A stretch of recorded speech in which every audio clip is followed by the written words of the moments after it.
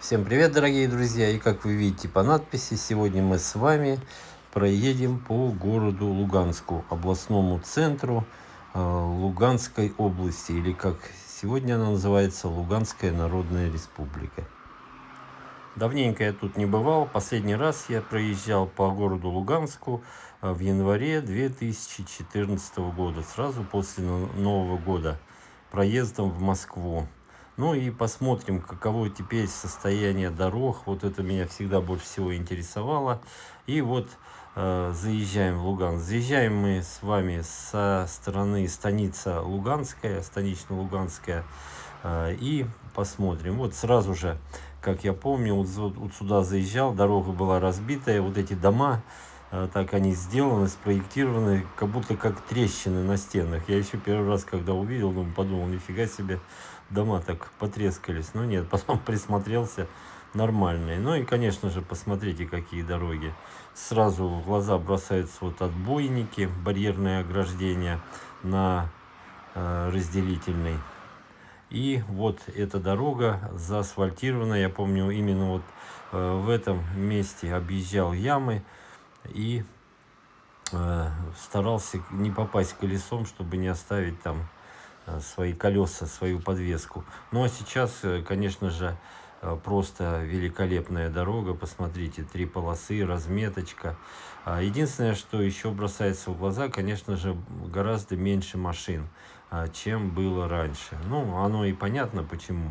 Я думаю, со временем все нормализуется, образуется, и машин станет гораздо больше. Хотя и сейчас уже вот видно, особенно в центре города, что машин достаточно много. Ну и еще не пришел сюда вот этот бич всех крупных городов, это платные парковки.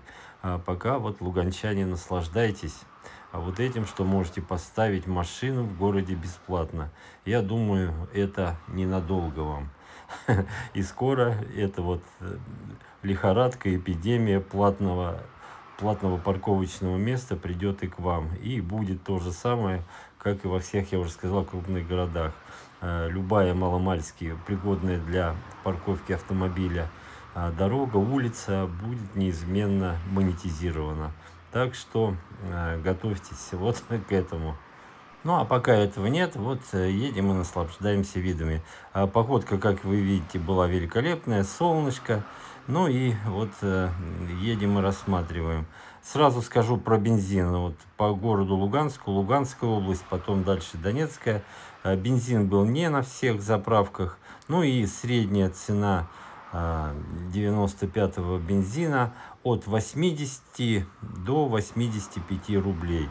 На каждой заправке по-разному. Если более-менее крупная такая заправочная станция, и вот у него несколько сетевых заправок, то, конечно, будет цена поменьше.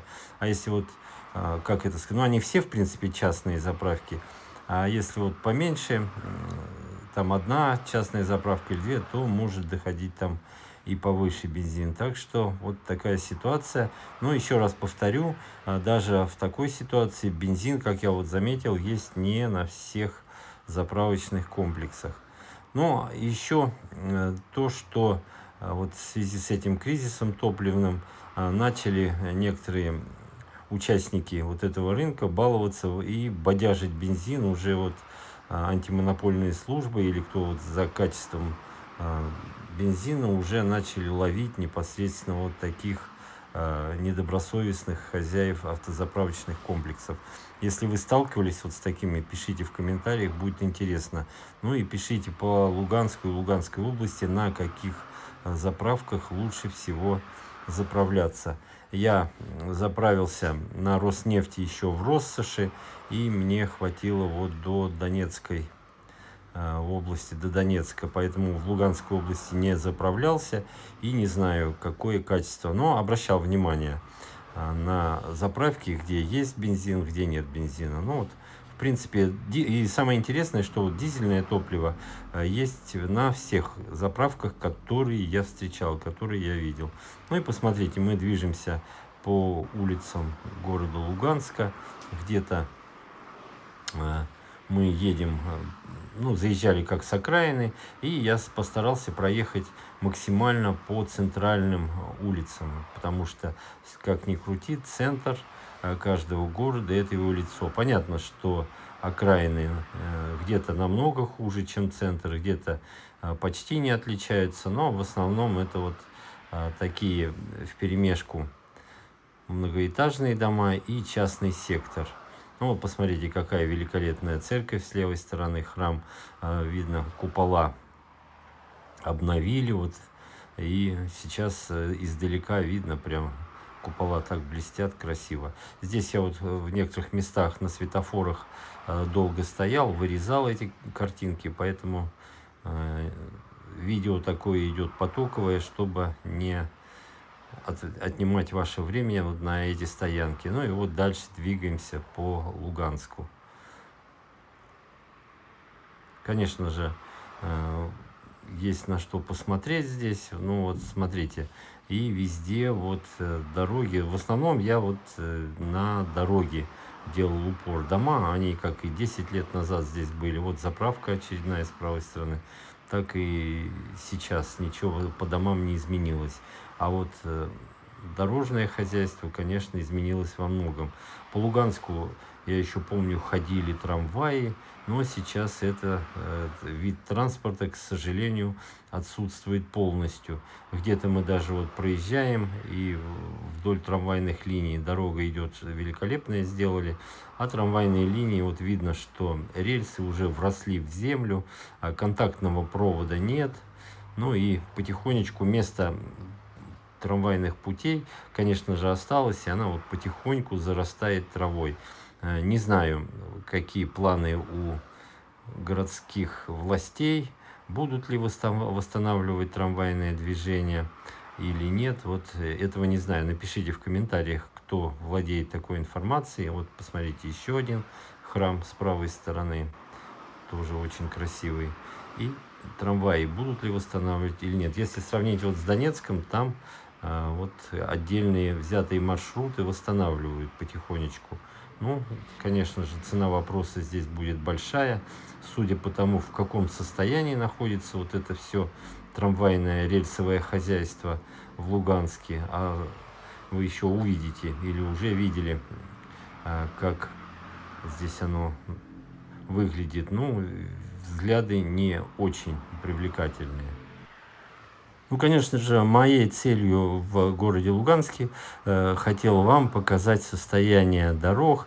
Самому было очень интересно. Повторю, вот за последние уже 11 лет это вот первый мой визит проездом через город Луганск. Ну и вот смотрите, собственно, о чем я говорил. Вот с левой стороны когда-то ходили трамваи. Посмотрите. В один уровень головки рельсов и земли. Как вы видите, то контактного провода совершенно нет. Но вот такая ситуация. Конечно же, чтобы восстановить трамвайные сообщения, нужны будут большие вливания. И вряд ли Луганская область с собственными ресурсами это потянет. Поэтому придется просить пасечнику из федерального центра деньги. Потому что наверняка трамвай был одним из любимых средств передвижения луганчан. И, конечно же, его нужно восстанавливать. Ну и второй вопрос меня очень сильно интересует. Вот недвижимость в Луганске. Какова ее цена сейчас? Вот просто интересно, растут ли цены или падают? Какой спрос вот на жилье? Покупают ли люди? Строится ли новое жилье? По крайней мере, вот проехав по центральным улицам города, я не заметил ни одного вновь строящегося дома. Ну, возможно, в центре, конечно, это вот уже проблематично что-то построить, хотя при желании можно. Может быть, где-то на окраинах какие-то кварталы строятся. Ну, вот будет интересно узнать, если вот местные будут смотреть эти видео, напишите в комментарии. Ну, а так, в общем и целом, дороги, конечно же, города Луганска оставили великолепное впечатление, новые, разметка, ну и сама трасса от Луганска до Донецка тоже совсем неплохая, если сравнивать вот с предыдущими годами, а я повторю, достаточно часто ездил по этой дороге, ну и сейчас, конечно, ехать одно наслаждение. Вот мы двигаемся с вами дальше и рассматриваем. Посмотрите, дома в центре, по крайней мере, кое-какие вот отреставрировали, фасады зданий привели в такое вот состояние. Хотел сказать нормативное, ну какое оно нормативное, ненормативное, понятия не имею, но в глаза бросается вот что красиво. И особенно в такую вот солнечную погоду, это, конечно, вызывает уважение к городским властям, что занимаются такими вот восстановительными работами. Но хочу еще раз повторить, что дороги, конечно же, это не один Луганск, Луганской области, их много, и нужно все восстанавливать. И по ходу с них и начинают все это движение вперед. Так что вот смотрите, кто знает Луганск, жители Луганска, кто связан с этим великолепным городом, вот может, и кто не был давно, может вот освежить память и посмотреть, может у кого-то нахлынет ностальгия по Луганску, но все возможно. А мы двигаемся дальше в сторону Донецка. Специально, еще раз скажу, проехал прям по центру, насколько возможно, города Луганска, и посмотрел вот сколько всего сделано. Посмотрел я в Википедии, какое же население Луганска, но нашел только на 2019 год в Луганске проживало 410 тысяч человек. Но на сегодняшний день вот сведений никаких нет. Возможно, сейчас, конечно, поменьше, но я думаю, люди будут возвращаться в свой любимый город. И вот смотрите, здесь вот именно в центре, посмотрите, какие деревья, тополя с обеих сторон. И машин здесь побольше, чем, конечно, на окраинах. Но везде шикарная дорога. Гляньте, разметка, все, указатели, все это вот выглядит очень и очень достойно. Так что, дорогие друзья, вот 400 тысяч это довольно-таки приличное количество проживающих в городе. Но до миллиона, конечно, далеко. Если будет миллион, уже можно просить, чтобы строили метро. Но к этому нужно стремиться. Так, ну а мы вот едем и смотрим по сторонам. Какой же сегодня город Луганск. Столица Луганской Народной Республики. Вот обратил еще внимание на то, что в некоторых местах светофоры очень и очень старые. Это еще вот я помню, такие светофоры были и в 2013, и в 2014 году, когда едешь по дороге, когда сильное солнце, их практически не видно. В некоторых местах уже стоят новые современные светофоры, светодиодные, их очень и очень хорошо видно, но есть светофоры, которые вот еще, особенно в центре, их много, старые такие светофоры, ламповые, если так можно выразиться, светят они, вот и приглядываешься, какой сигнал светится, красный, зеленый или желтый, еще и желтый очень длинный может быть. В других городах уже вот, в некоторых городах, я имею в виду, отказались уже вот от перехода от зеленого к желтому и потом к красному, вот от желтого светофора, от желтого цвета отказываются. Но здесь вот еще все это есть.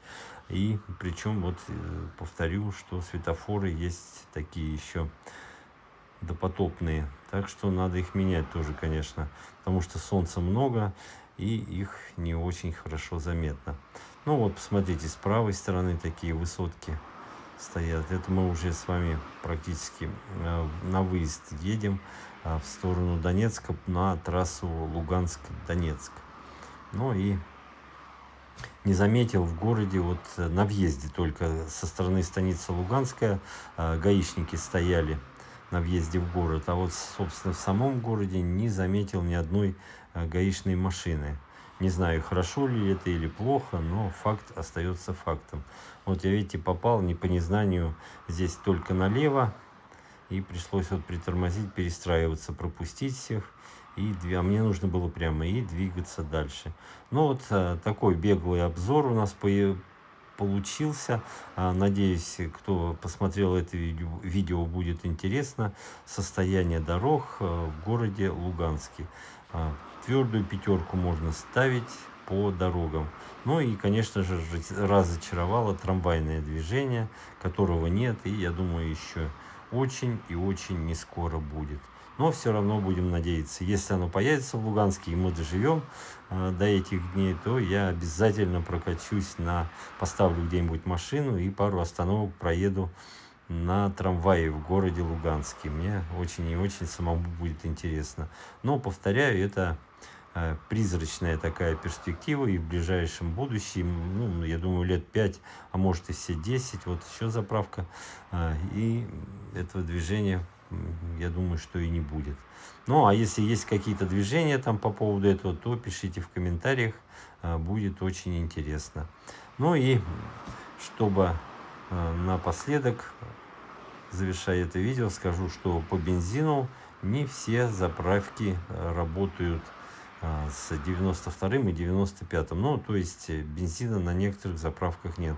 С дизельным топливом проблем нет, с газовым топливом тоже проблем нет, насколько я вот увидел встреченные мной заправки. Ну, а вот с этими еще перебои. Будем надеяться, что это явление временное. Хотя заправок в городе много. Вот мне встречаются, и вы видите на кадрах.